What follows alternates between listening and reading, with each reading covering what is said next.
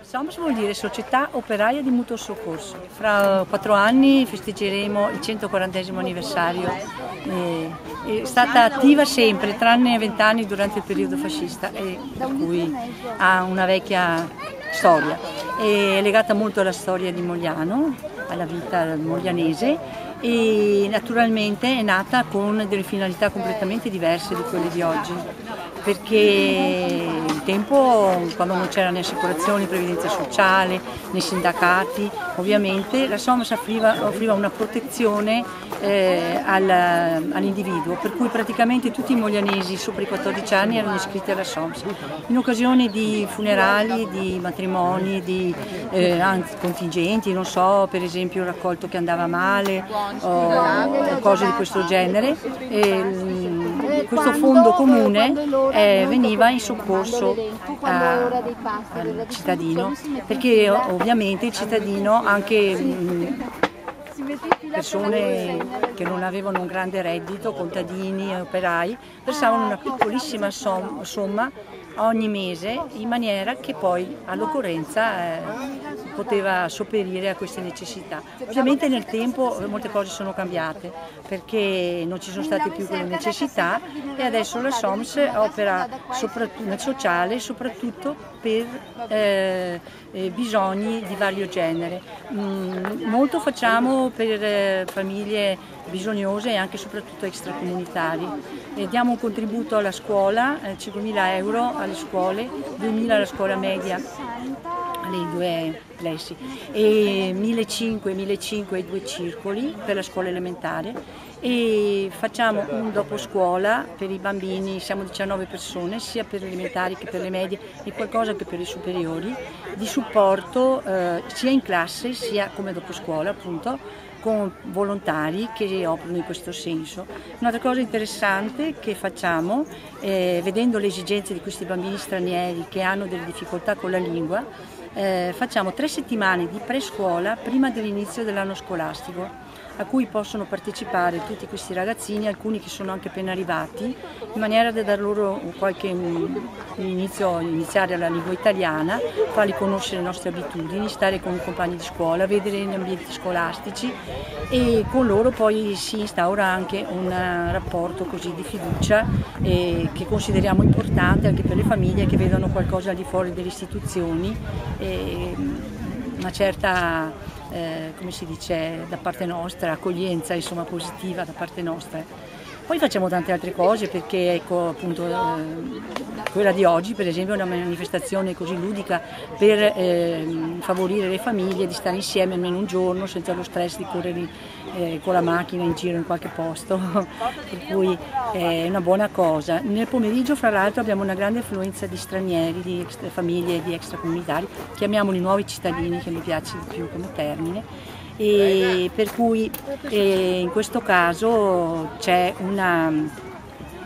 partecipazione, adesso avremo anche che ci aiutano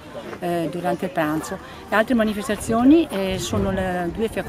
fiaccolata dei 5 Panaini, che è la 3ª settimana di gennaio, e anche quello è per favorire le scuole. Fra l'altro i ragazzi delle scuole che partecipano hanno tutti dei buoni acquisto oppure dei buoni in denaro offerti dalla SOMS, da una banca e da qualcun altro. E in questo caso sì, anche questo è positivo, perché si aggregano le famiglie e ci sembra una buona cosa. Naturalmente i mezzi per poter fare queste cose non vengono dalle iscrizioni come una volta, perché gli iscritti non sono molti, sono 150-200. L'iscrizione più che altro dal loro modo di partecipare appunto al corso di inglese che comincia a giorni, e il corso anche di ginnastica respiratoria, un pre-tai chi, Kung Fu pare che si chiami, e che serve per rilassare, favorisce anche in questo caso la socializzazione, perché persone in genere sono di una certa età. Ecco, quello che volevo dire prima, che ci dà il finanziamento per la nostra associazione, sui 2 mercatini dell'antiquariato, quello dell'8 dicembre e quello del 25 aprile. Siccome gli espositori sono tanti, sono 300, a volte anche di più, c'è la possibilità di poter recuperare un po' di soldini, perché loro pagano una quota di iscrizione, noi paghiamo il plateatico al comune, però abbiamo un bel margine che ci permette di fare le altre manifestazioni. E una secondo me particolarmente interessante è anche quella del bricolage, che è il 22, quest'anno cade il 22 di maggio e ne faremo un'altra anche su richiesta a fine settembre o primi di ottobre. In questo caso ci sono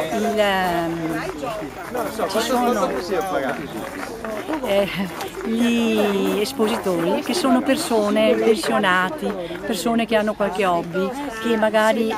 non hanno mai valorizzato le loro capacità creative, e c'è il recupero anche di vecchi mestieri, vecchie tradizioni, ed è molto interessante, fra l'altro molto ordinato rispetto a quello del 25 aprile e del 8 dicembre, molto ordinato perché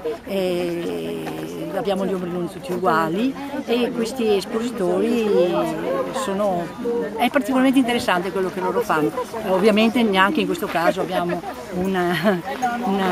si dice, un utile logicamente, perché sono cose che facciamo soprattutto per valorizzare appunto questa cosa. Ecco, perché praticamente è questo. Poi facciamo altre cose, perché c'è per esempio al Gris, l'intervento al Gris, ogni anno facciamo una festina dentro per farli ballare, portiamo un po' di musica.